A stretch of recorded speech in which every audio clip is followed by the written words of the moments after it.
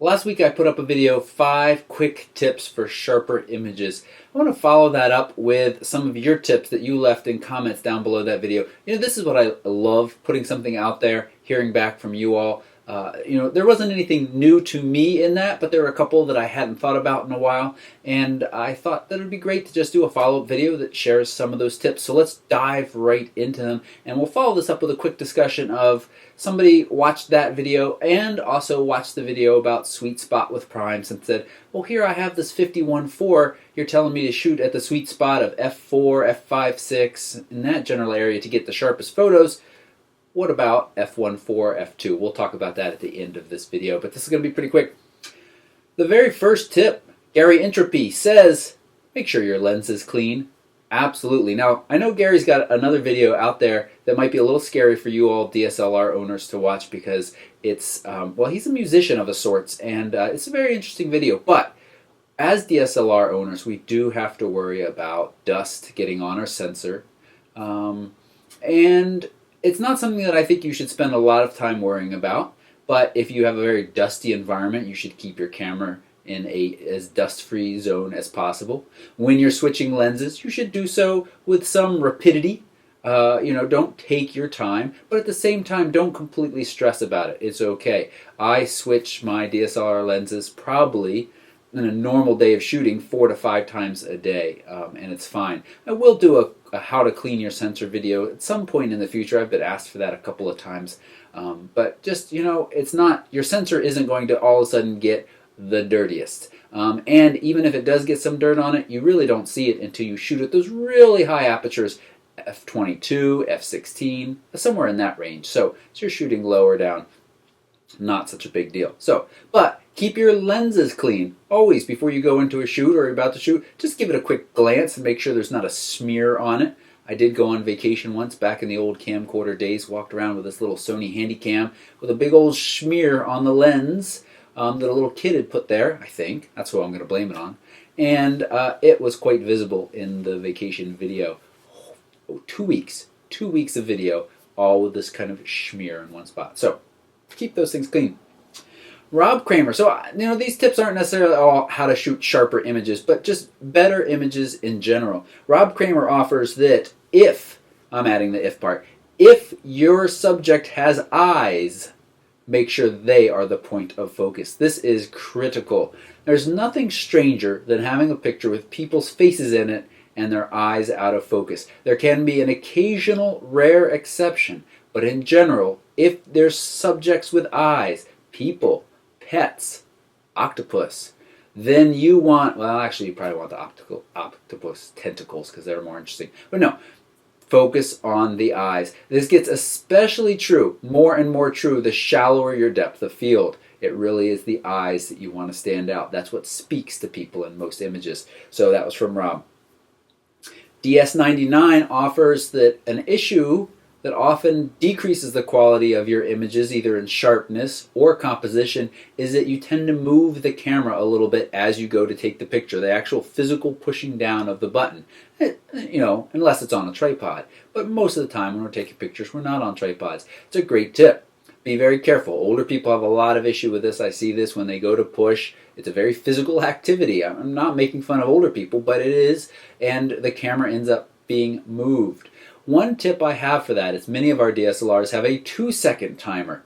Put it on the 2-second timer, you push the button, and then you have about 2 seconds to hold it still in the composition you want. I actually use that fairly often, either on a tripod when I've forgotten a remote behind to make sure that there's no vibrations left over from me pushing the button, or there's a waterfall picture I took on Instagram the other day. Didn't have a tripod with me. I only had a railing that I could balance my hand on, and I knew that the act of pushing the button would shake it a little bit more than I wanted at those shutter speeds, so I used the 2-second timer. So that's one way to deal with that.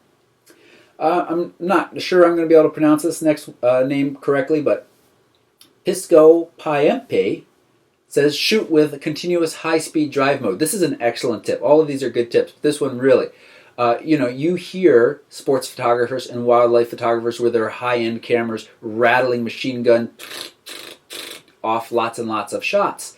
They're doing this because they're more likely to get a sharp shot out of 1 out of 30 when your subject is moving fast and at a high rate of speed. I said the same thing twice. But it's true. This is another way where I could have done the waterfall pictures, even though I was shooting a slightly slower shutter speed. Even if your subject is static, the amount that you move from shot to shot is going to change. If you fire off a quick burst, put your camera in the higher speed drive mode, you are more likely to get one of those shots where you moved a little bit less that can make a difference. Now, this isn't something you need to do every picture. If you're shooting at 1/250th of a second, you don't need to worry about this. But as you get to those lower shutter speeds, shooting a burst is going to be more likely to give you 1 or 2 sharp images, as opposed to just taking one and saying, oh, I'm done, and then later finding out that it's quite soft because you moved a whole lot. And the last one from Villegas offers this quote. That they didn't come up with this quote, but they want to make sure they're sharing it. The sharpest lens is a good tripod and a tripod head. Now, this obviously doesn't work for all situations. I said we're not always shooting with this, but it's a really good point where it doesn't matter what lens you're shooting with. If you can shoot at those sweet spot and not worry about what your shutter speed is, because you can put it on a good tripod with a good head. It is important that we specify a good head and good tripod. Poorly designed tripods, the cheap ones, Sunpack, I can't think of any other brands right now, but there's quite a few of them out there. They'll hold your camera up, they'll look like they're doing a good job, but really there's a lot of vibration, especially if there's any kind of wind. They really just don't do a good job of really keeping your camera rock steady, and that's what you want. So cheap tripod is not a good thing, or a budget tripod, and that's why I started off my Dolica review saying usually you don't want to hear the words budget and tripod together because it's just not worth it.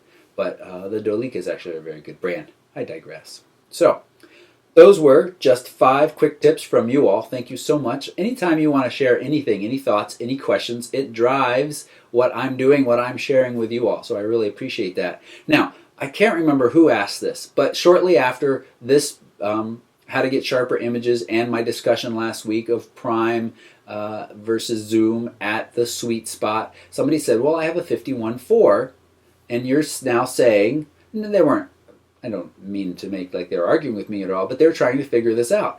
If you have this lens, what should you be doing to get the sharpest images when you can open it wide open? And this also ties in nicely with, there's some concern out there I hear from folks at the 51.4 saying it's not the sharpest at f1.4. No, it's not the sharpest at f1.4, but for the money, it is great. And when you compare it to other lenses in the class, it's very, very good. So what do I suggest to, let's say it's Mike. I don't remember if it's Mike, but I kind of want to say that it's Mike. Mike, you make compromises. And sometimes depth of field trumps absolute sharpness. And sometimes absolute sharpness trumps depth of field. And now that is up for you all to decide, but you can make a compromise. f1.8 gets quite sharp with the 51.4. f2, f2.2, those are, I'm not going to call them the sweet spot, but they are sweet apertures to use with the 51.4 because they give you that shallow depth of field, but they are still relatively sharp. So, quick tips. Thank you so much for watching. If you haven't already, please subscribe. If you're watching this and you haven't clicked the subscribe button yet, please do that. It is a lot more powerful than you think, and I really appreciate it. Thank you.